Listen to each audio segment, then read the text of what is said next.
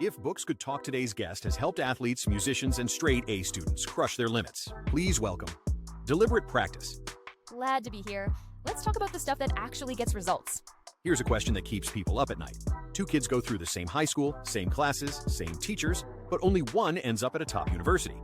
What gives? Is talent really something you're just born with? Nope. Talent is overrated. What you're calling genius is almost always just smarter training stacked over time. Wait, hold on. You're telling me even someone like Mozart? Absolutely. Mozart wasn't composing in diapers. His dad put him through intense, structured training from the age of 3. Talent didn't fall from the sky. It came from a system. A brutal one. Actual musical prodigy was made, not born? Exactly. Most people aren't really practicing. They're just repeating. Like, Mind not blown. So you're saying it's not that we're not working hard, it's that we're working wrong? memorizing 100 vocab words today, forgetting them all tomorrow, or playing a song 100 times and messing up the exact same spot every time. That's not practice. Can you give an example? That's autopilot. So what's real practice then? Sure, you memorize 100 vocab words today and forget 95 of them by tomorrow.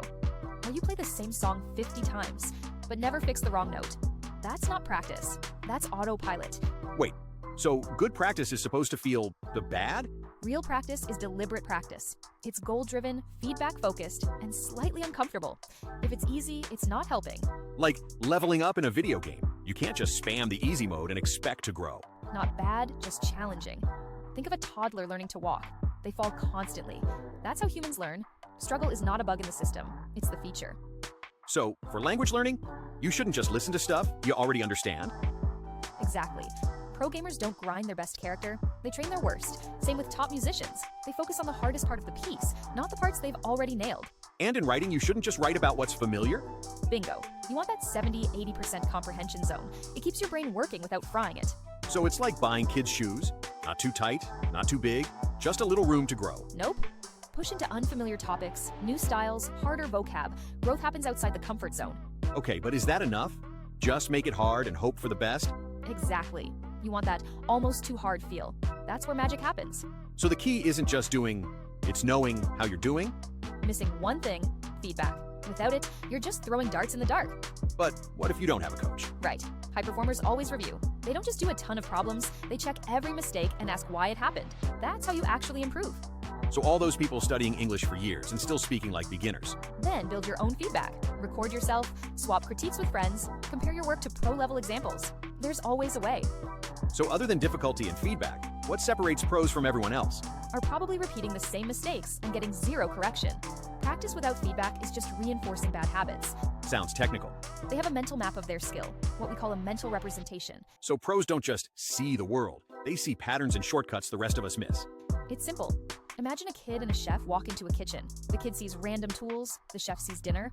So how do we start building this map? Exactly. They chunk info, they know what matters and what to ignore. That's what practice builds over time.